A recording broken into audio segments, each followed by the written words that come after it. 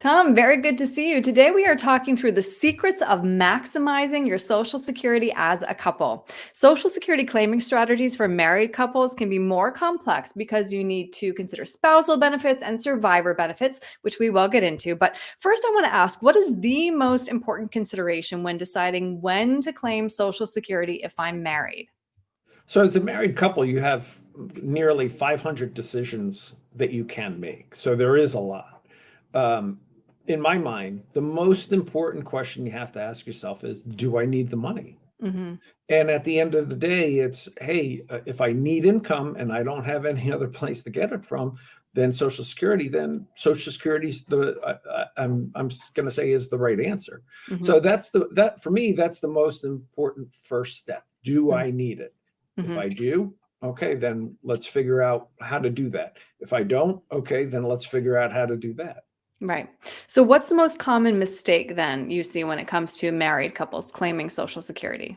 The most common, which we read about all the time, is getting it too early. Hmm.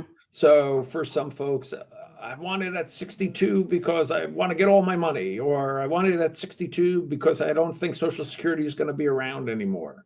And those are, let's face it, are just bad thought processes. Social Security is going to be around. It has been around since 1935. It's not going anywhere. When the government implements a social income program, they never take it away. Could it be different? Yeah, possibly. For maybe people younger than 50 years old, we might see something different, more in the line of a 401k style plan. But will it go away? No. Hmm.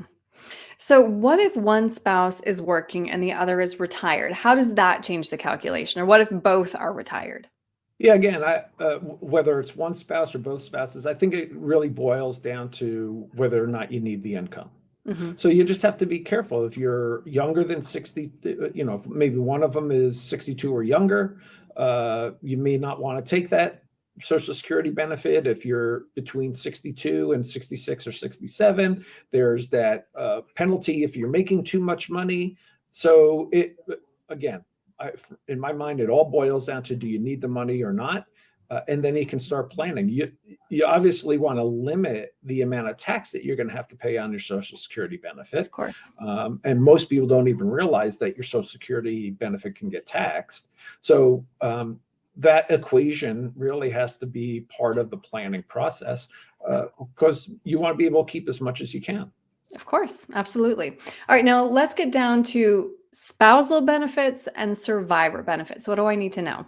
Right. So two big differences. So the spousal benefit is uh, for, say, the non-working spouse, or the spouse that had limited income during their working years, where when you apply to Social Security, you may be eligible for 50% of the higher earning person's Social Security benefit. So if let's say you were a stay-at-home mom or dad, and you really didn't have a work history, you'd be eligible for 50% as a benefit, 50% of the working spouse.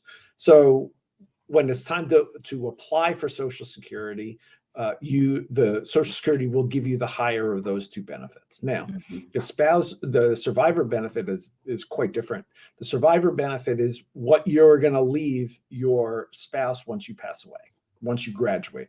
Okay, so with the spousal benefit, it's the maximum calculation number is your full retirement age, whether that's 66, 67, or somewhere in between.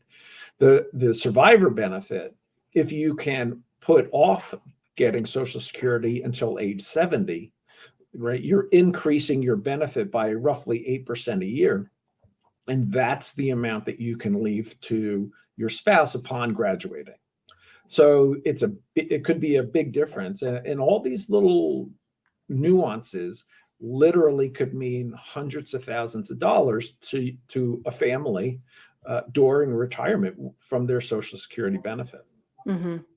I'm glad we got to talk this through because it's so much more than just those equations we see online. It really warrants Sure. a conversation with a professional, which I know you specialize in this, Tom. So if somebody wants to have this conversation with you, how can they get a hold of you? Call us 973-394-0623 or email us tjoconnell@internationalfinancial.com. Best two ways to reach us. All right, perfect. Tom, thanks so much for your time today. Thanks, Aaron. Great seeing you.